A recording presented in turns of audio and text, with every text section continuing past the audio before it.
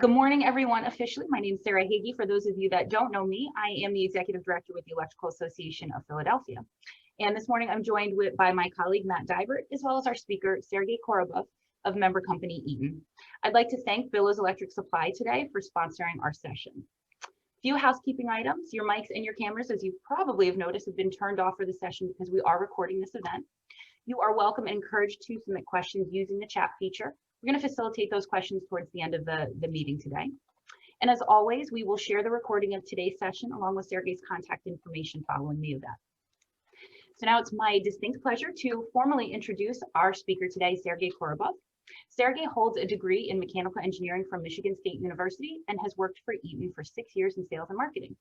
Prior to joining Eaton, Sergey has spent 4 years at GE.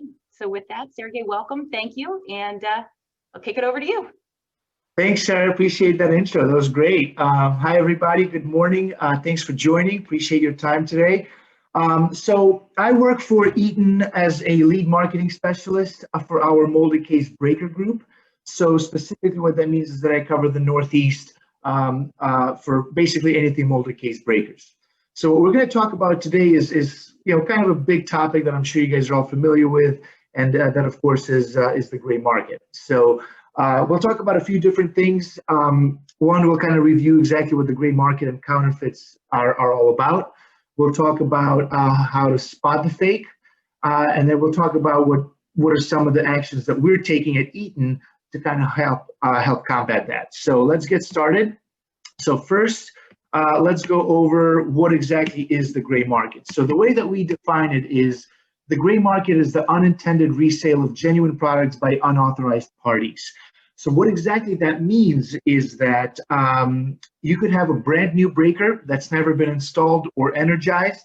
As soon as it gets sold through an unauthorized channel, our relationship with the breaker ends.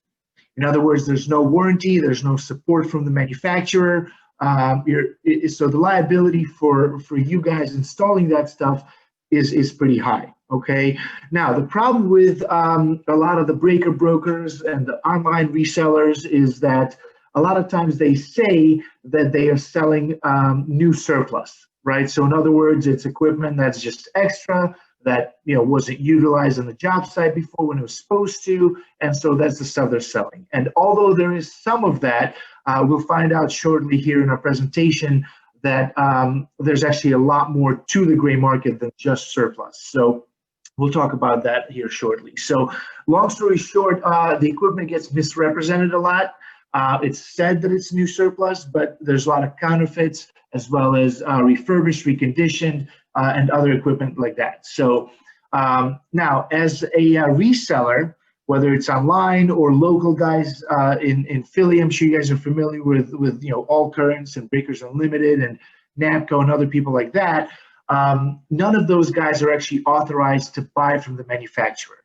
And so, and that's really the case for both Eaton and our competitors. So usually the breaker brokers are not set up to buy from the manufacturer. So almost always when you buy a breaker from a reseller, that breaker did not come directly from the manufacturer.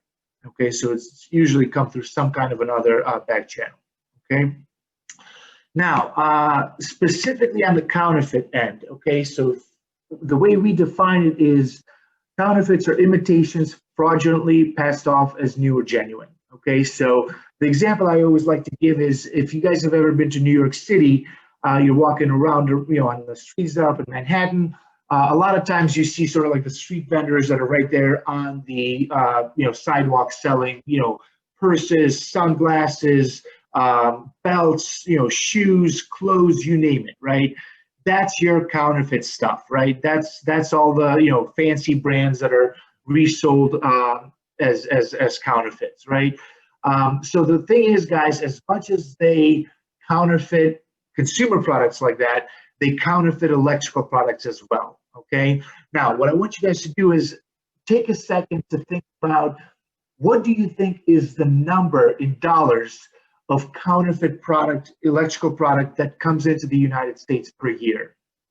So give that a thought. Take like maybe 5 seconds to think about what is the dollar value that comes into the US per year. Okay, hopefully you guys have a number in mind. So the actual number for electrical products per year being imported into the US that are counterfeit is $500 million.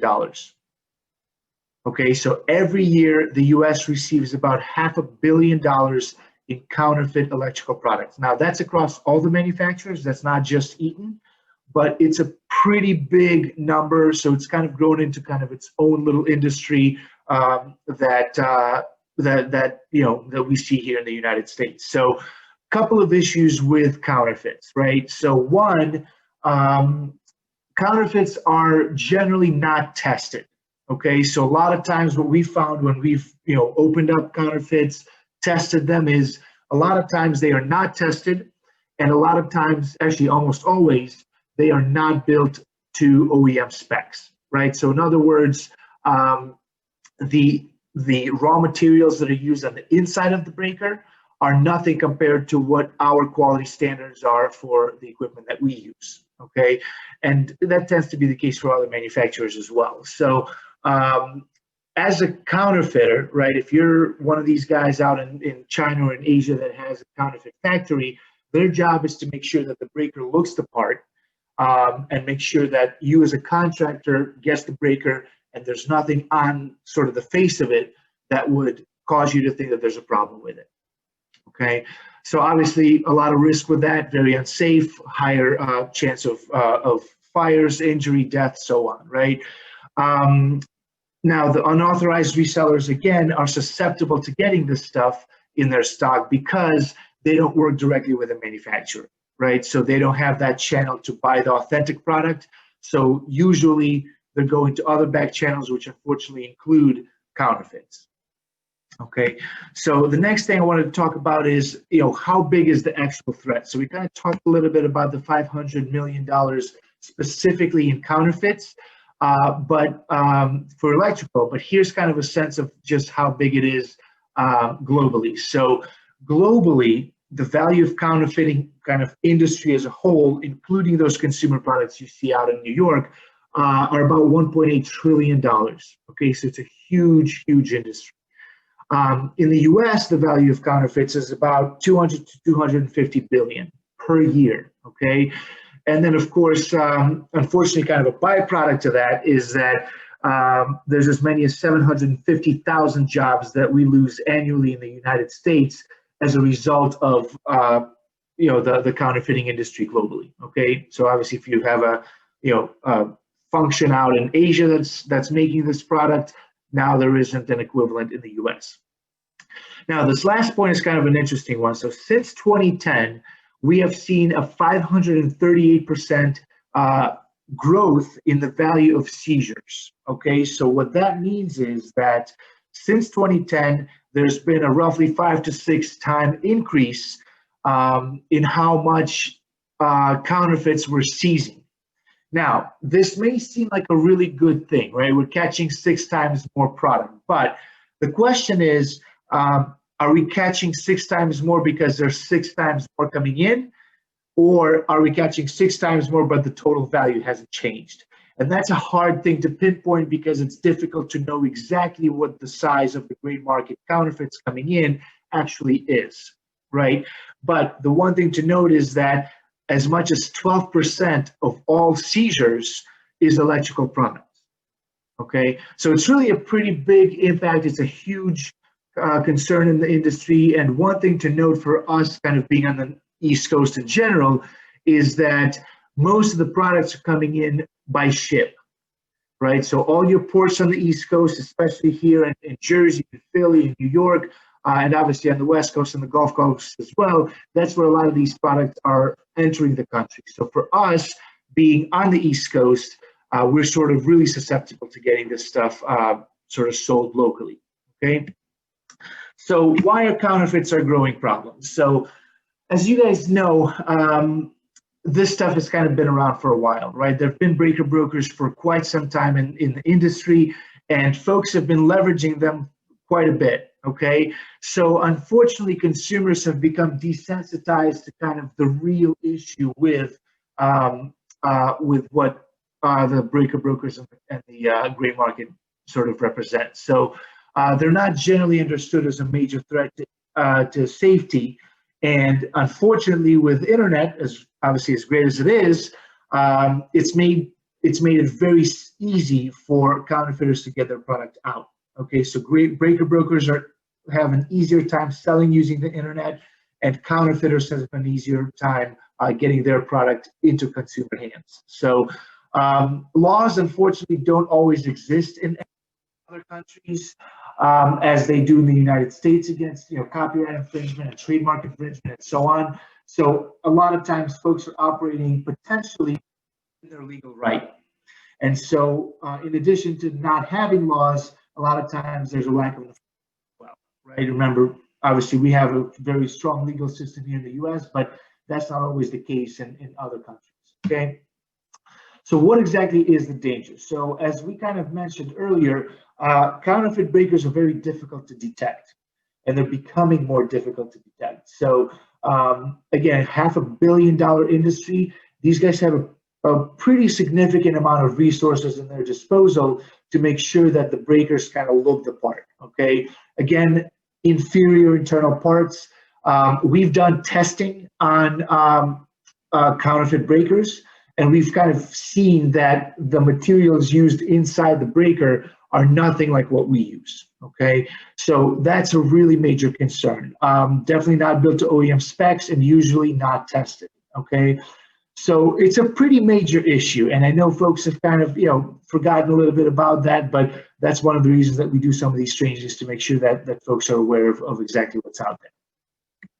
So let me give you guys a couple of videos. So this is a video that we actually shot when we worked with local law enforcement in China to essentially shut down a counterfeit factory. So this is a video of an actual counterfeit factory that reproduces product. In this case, you'll see there's several brands that they're counterfeiting in this factory. And so I'll kind of play the video. You guys will be able to hear the British investigator talk through this. So here we go. Good. So on these three samples being assembled at this factory, we've got infringement of the X-Pol brand, we've got the F&G brand, we've got the Eaton brand. They're all RCDs, so clearly a big safety issue. The assembly factory probably employs 20 people. They're also assembling unidentified CBOs and a few MCBs, but mainly this is an RCD or RCBO assembly factory. The production of the components is elsewhere. We don't see any evidence of a moulding machine, so clearly this is a small assembly shop assembling these products. And of course, we have to emphasise the safety issues here, because one thing we don't see at a facility like this are test facilities for these. So here we have products marked as 30 milliamp and 100 milliamp. Clearly they're not tested before they go out to the market. Okay, guys, so a couple of things I want to highlight in that video is the sound gets a little kind of spotty at the end, but one thing he kind of highlighted is that what they don't see in facilities like this are test facilities. Okay, so again, these guys rarely test the breakers. Okay, in this particular case, they have breakers marked as 5 milliamp, but they're actually 30 milliamp ground fault protection, right? So they're marked to be more safe than they actually are. All right, so that's a major problem. While the video played, guys, I checked a couple of the questions online, so I'll just kind of address it real quick. So great question on the box stores, on the big box stores. That's I'm not totally sure about that, but I would not be surprised if they did end up there. Those guys tend to sell mainly the residential breakers. These are more the molded case ones, so these are more the commercial breakers. So we do see more of the commercial breakers being counterfeit because there tends to be more, more money in them. But certainly they still make counterfeit residential product as well. And then Karen, as far as your question for markings, we're going to cover that here in just a minute, so bear with me, okay? Now, this one is an interesting story because this is a counterfeit mining breaker. We do make a breaker like this. These are very kind of specialized, unique breakers specifically for the mining industry to address high inrush and really kind of unique characteristics to the machinery that they power in the mining industry. This breaker was counterfeit here in the United States in West Virginia. Okay, so we got our hands on this breaker, brought it to our test facility in Pittsburgh in our headquarters, and are doing kind of a full load test on this. So you'll see you got, line and load side cables here, and this sort of rod in the center that we're going to use to kind of flip the breaker on. So take a look at what happens when we energize it. 3, 2, 1, yeah. Okay.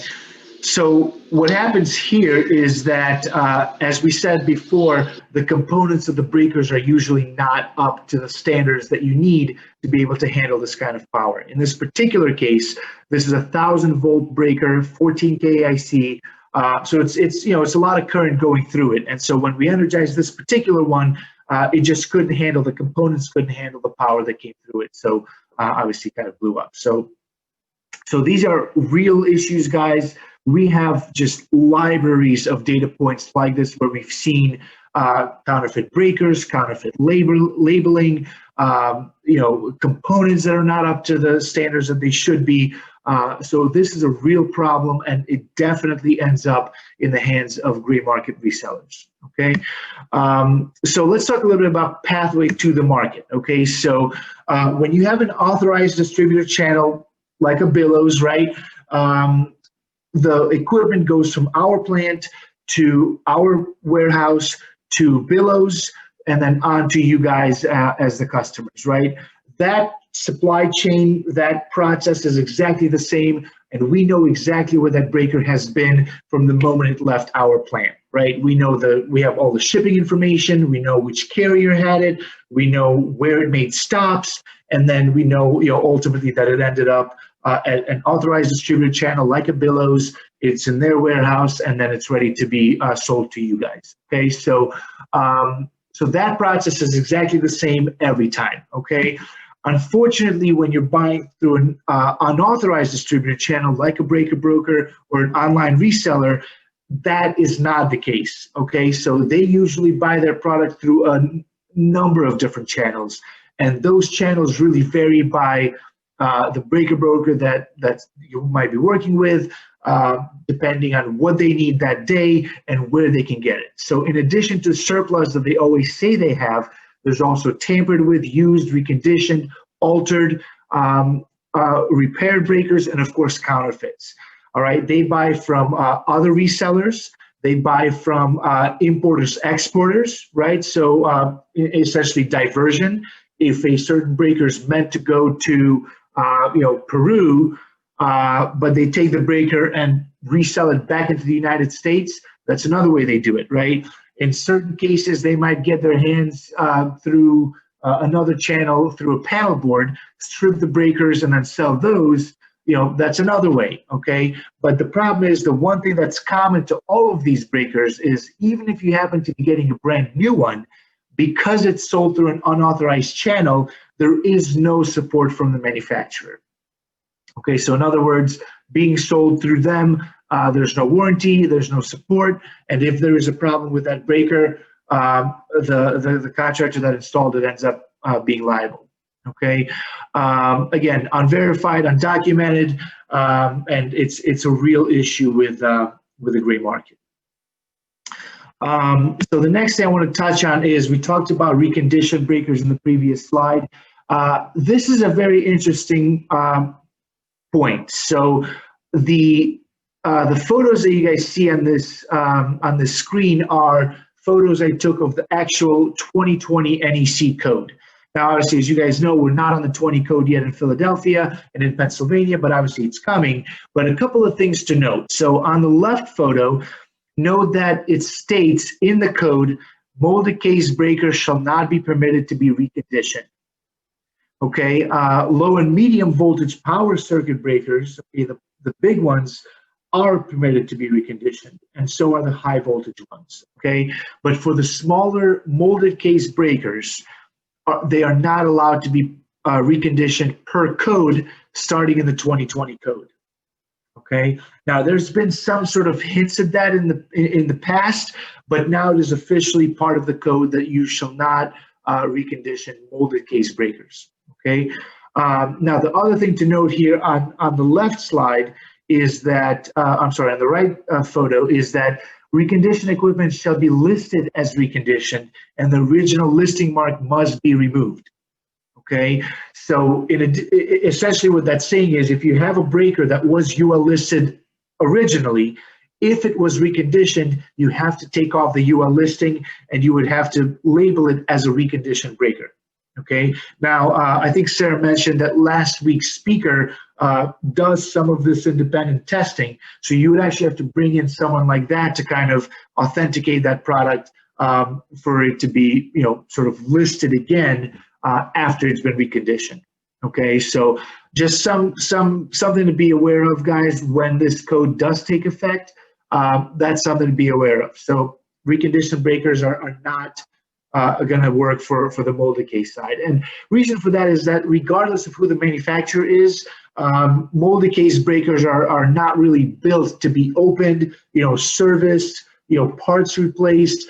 That's not really how they're built. In that sense, they're sort of a kind of a disposable part, right? Once they do their job, that's sort of it. That's the end, okay? So that's something to be aware of. So a couple of things here on how do we spot the fake, and Karen, this kind of goes along with your question. So again, the thing to highlight, guys, is that it is hard to spot a fake and it's getting harder, okay? But having said that, there are certain things you can do to identify where there might be an issue. So first place is look at the packaging. Here we have an example of 6 breakers that were sourced from the gray market, and notice that the packaging is not uniform. First, 2 of the breakers in the middle actually showed up open. All right, now when you're buying authentic product from Billows, from Eaton, right, that equipment is going to come new, right? So it's going to be well packaged from the manufacturer. It's not going to show up as if it's, as if it's been opened and used before. The other thing is note that the packaging itself is not uniform. Some of it has the Eaton print on it, some of it does not.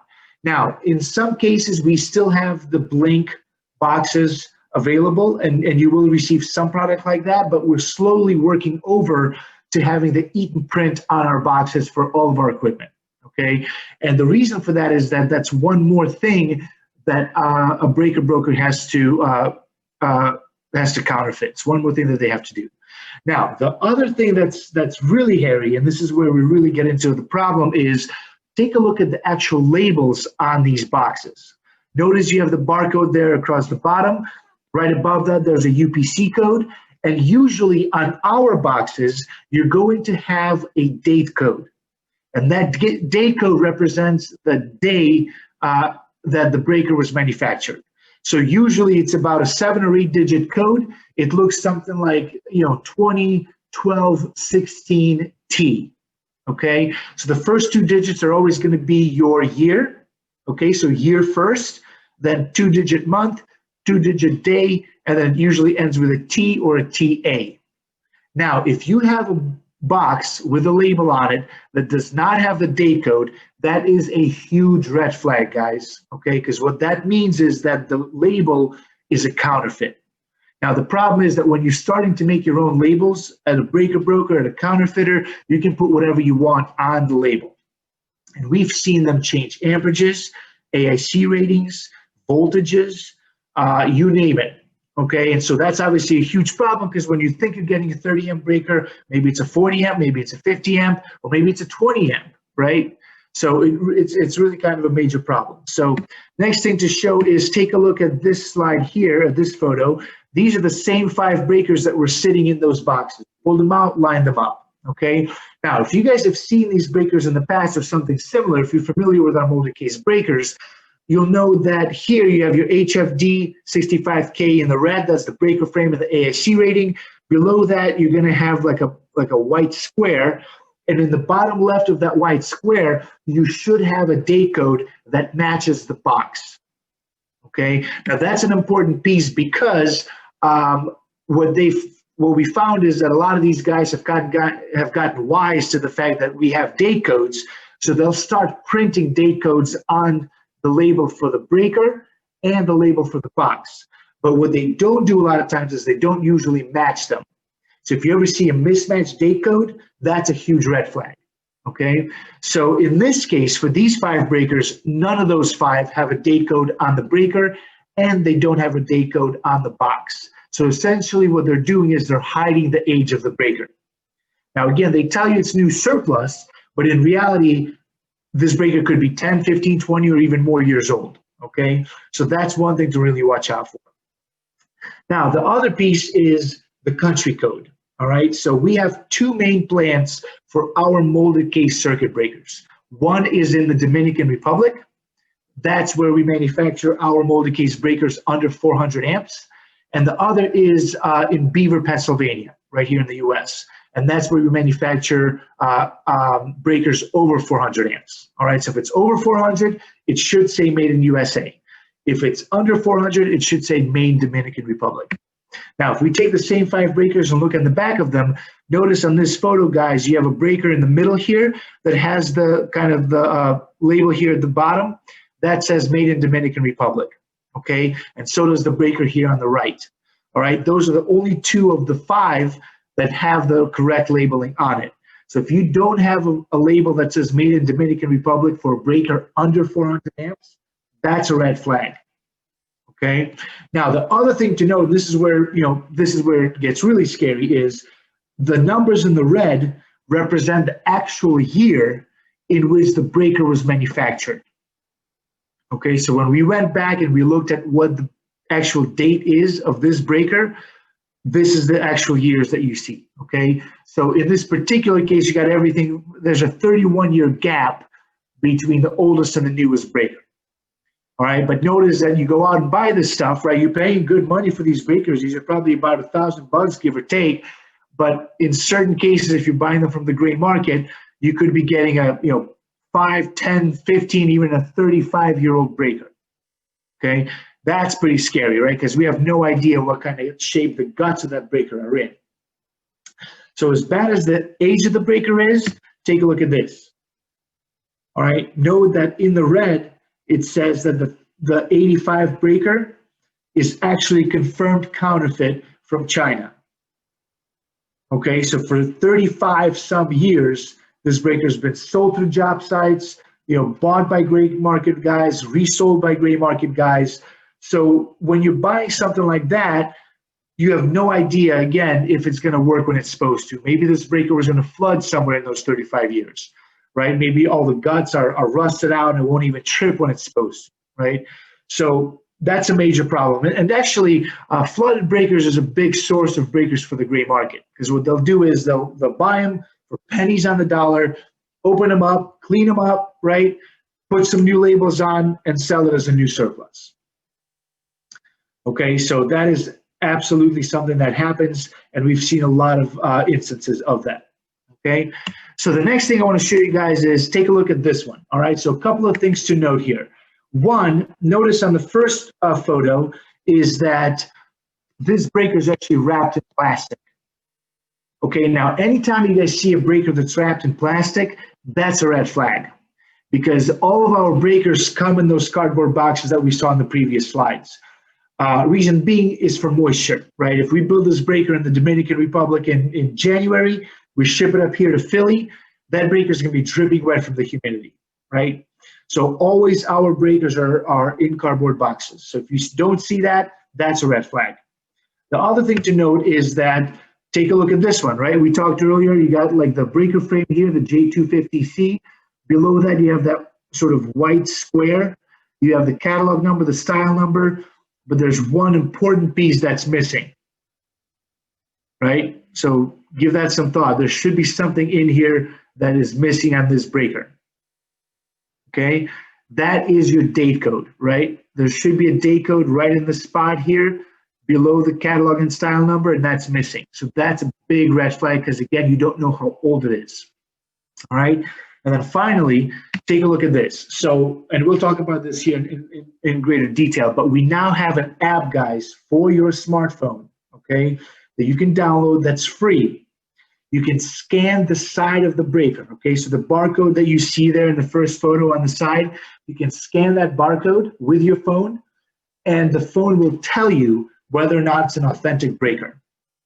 Okay, and I'll talk to you guys a little bit more about that actual app here in a minute, but when we scan this particular breaker, the screenshot there on your right tells you what the app said. Okay, so it's a known suspect. Breaker was previously identified as a suspect, and then it tells you to complete and submit the suspect response form for assistance. Okay, so very clear cut, right? Plastic, we don't do. Missing day code, we don't do. And then when you scan it, it straight up tells you, hey, this is a suspect breaker. So as kind of clear as all of that is, take a look at this. Now, I know a lot of you guys have been in the industry for a while, so you know what AIC is all about, right? So this breaker was built as a 65 KIC, and it was relabeled as a 100 KIC. Okay, so needless to say, this is extremely dangerous, right? When you get a breaker that you need 100 KIC protection for, this one doesn't have it.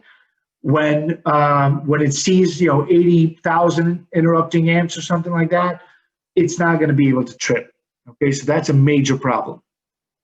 All right, so it's real, guys, and they do this a lot. They change the labels. I've seen this lots of times. It is absolutely out there. Okay. Now the next thing I want to touch on is this is kind of a quick note to mention that when we work with our authentic distributors like a Billows, right? We know that their warehouse is in great shape, right? We've looked at it. That's something that's part of our setup process for a distributor. So we know that the warehouse is in great shape. You're not going to have breakers sitting there, with water dripping on them or exposed to the elements. That's not going to be the case. With breaker brokers, we don't know that. Okay, and we've seen examples where breaker brokers have some pretty nasty inventory that's exposed and just not being kept very well. So how do we fight back? Okay, how do we fight back against the problem that's out there, and how do we make sure that you guys are able to get good products in your hands through the proper channels? Okay, so that is what our Power of Authenticity program, or POA for short, is all about. So POA is an initiative that Eaton rolled out back in 2016, and we had lots of our distributors across the country join to kind of help us in this effort, which of course Billows is one of them. Okay, so what POA is all about is we kind of acknowledge the fact that over the last couple of decades or something like that, Eaton, as well as all the other manufacturers, have contributed to this problem of kind of cultivating a gray market to exist, right? So that's been kind of part of our doing. So what we wanted to do is we said, look, we got to rein this in. There's some really nasty stuff that's out there, and we have to address some of the reasons for why people go to the gray market. Right now, as you guys are probably aware, there's two main reasons for why you go to the gray market, right? So if you think about it, it's usually price and it's availability, right? They always say, hey, we got the cheap prices and we can get it to you same day. Okay, or usually same day, actually. Same day is not as common as next day. That's generally what they kind of claim is next day, you'll have the breaker, okay? So what we had to do is we had to say, okay, if we're going to be able to compete against these guys, we're going to have to address those main issues, right? One, we have to get our pricing in line. So guys, what we did was we did a coast to coast marketing sort of study for what all of these breaker brokers are charging for our breakers. So we looked at what that is nationally, and we came up with pricing that's going to be able to compete against that. Okay, so when you go to like a Billows to get a breaker, the cost that you're going to see from Billows is going to be very similar, if not better, than what you're going to see from the gray market. Okay, so that whole sort of incentive to go to the gray market to get the better price, that's no longer there. We can now compete on pricing, and you can get the good breakers at the competitive price to where you don't have to sacrifice, quality or liability to get a good price for your breaker. Okay, so now that is no longer the case. The other thing we had to compete on is, of course, stock, right? Obviously, these guys are quick with getting breakers out, but that's where our authentic distributor partners with POA have really made a commitment and made sure that they have the stock to get you breakers either same day if you show up to the store to get it, or potentially next day, worst case. Okay, so you are able to get authentic breakers at the right price, and availability is now there as well. Okay, so if you need one quickly, you can get one from the distributor. All right. In addition to that, guys, we have more safety stock at Eaton now. Okay, so our main warehouse that services the East Coast is in Duncan, South Carolina. Okay, so usually it's a couple of days ship to get up here, and it's really not a terrible wait. And given the alternatives there with a great market, it is absolutely worth just waiting and getting the breaker from us from the authentic channels. Okay, and in addition to that, we've actually done some sort of experimentation with new local warehouses that we've sort of created to kind of supplement inventory from our key POA partners like Abillos, to kind of have even more breakers available locally that you guys can get access to. Okay, so this is something that we're really addressing a lot and working with key partners to make sure that you guys have that stuff available quickly. Because obviously, as you guys know, when you need a breaker, a lot of times you need it now, right? Because maybe a circuit went down, a facility is down, there's no lights, or maybe it's an industrial facility where you can't run operations. So we certainly understand and are sensitive to how critical and time sensitive these needs can be. Okay, so but that's something that we're very confident with. The pricing is absolutely in line now, and you will see that as you go to authentic channels to get the breakers. Stock is there, and guys, when you need the breaker, just wait a couple of days. Okay, it's going to be here soon. Worst case scenario, and you're going to avoid the liability issues that go with buying the stuff online. Okay, and then in addition to that, of course, we have a lot of the material that you would need to kind of help sort of get the word out. Like I said, we have a lot of sort of brochures now and infographics that kind of talk about the dangers of the gray market, how to spot fakes. That's all available now, and we can actually get that out to you guys after this presentation as well, to kind of distribute to your guys and so on. So that is now available, that we can go out and kind of help educate the market about how bad this stuff really is. Okay, couple of things to note. So this is the app that I mentioned earlier. So the app is called Eaton Power Edge. So Eaton actually has two apps that's available now for you guys to download for free. One is called Eaton Power Edge, and that's what all of these screenshots in my presentation are of. Okay, that's an app that you can use to scan breakers, and it will tell you whether or not it's authentic. We'll kind of touch on that in a minute. We have a second app that we just rolled out here within the last several months. It's called Eaton Asset Manager. Those are both free apps. They are both available on Google Play or on the App Store. And Eaton Asset Manager will be sort of the ultimate app that's going to be kind of our single one. Power Edge will eventually get phased out, although it is still available right now. But both of those apps will have the functionality to scan your breaker and be able to tell if it's authentic or not. Okay, so I would really encourage you guys, especially if you're contractors on the call, to really get this app and just double check. Okay, if you happen to have been in business for a while, you've maybe accumulated some breakers over the years, give it a quick scan. Just make sure it's a good, authentic breaker before you install it. It takes like 20 seconds to do, but it could save you a world of hurt on the back end. Okay, so definitely encourage you guys to download that app. So when you scan when you scan the breaker using Power Edge, this is what it looks like. Okay, the middle scan here in the middle, that's what it looks like when you first scan it, and it tells you all the characteristics of that breaker. So it'll tell you what the catalog number is, the physical dimensions, it'll tell you the amperages, the AIC ratings, the volts, And so the reason that we do that is that when you scan the breaker, it'll tell you what we actually built, if it's ours, right? It'll tell you what the amp should be, the volt should be, the AIC rating, so that if they change the label on the front of that breaker, you'll be able to tell the difference. Okay, and that might be enough for you to say, hey, wait a second, something's not right here. Okay, now notice on the left is the authentic breaker, on the right is what you get when you get a suspect. Okay, so that's kind of what it looks like when you scan it. So last couple of pieces here, guys. This is not just an Eaton, initiative. All of these industry publications and industry, associations have done spotlights on this, articles on this, to kind of inform the market that, guys, this is a real danger. It is out there. There's a lot of knockoffs. They do make their way into the gray market, channels. So, please avoid them. Make sure you use the authentic product and go into authentic channels to buy this stuff. Okay. And then finally, guys, my last slide here before we get into questions is,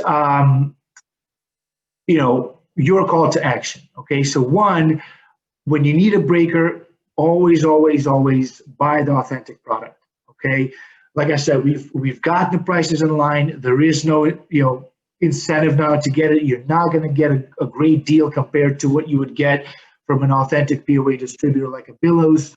You guys are going to be able to get good pricing there and get good authentic product directly from the factory. In addition to that, protect yourselves. Don't be fooled by the gray market. Know that counterfeits are out there. They are misrepresented as new. Okay, that is not the case.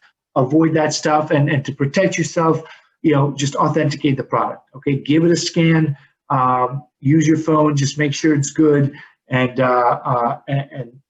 just make sure you're keeping yourself safe and sort of liability free, I guess. Okay, so having said that, guys, that's the last slide I had. So let me kind of hand it back over to Sarah and Matt for questions. So let us know, I guess, what questions you guys have. Great, thank you, Sergey. Thanks, Sergey. So you did address the question earlier about counterfeit breakers in big box stores. Thank you for so much. So we're looking somebody at did ask. We're looking at Janet's question, the last question, Matt. Oh, yes, absolutely. If someone buys a breaker from the gray market and your app says it is an authentic breaker, how do you suppose the gray market reseller got the authentic breaker? Yeah, great question, Janet. So so the way that this happens is there's, like we said earlier, there's some instances where they're able to get their hands on a surplus breaker, whether that is buying it back from a contractor. That certainly happened in the past. If buying a breaker from an importer exporter, that might be to a different country or something like that. But it gets diverted back into the United States. In those instances, you could conceivably have an authentic breaker. But the problem is that if it's sold through a breaker broker, we do have a way to identify that. So if it's a breaker that's supposed to end up in, wherever, Chile, for example, in South America, but ends up here in the United States, that is something that we can see, and we know that this is not, a breaker that we can sort of stand behind. Thank you. Any other questions for Sergey this morning, everyone?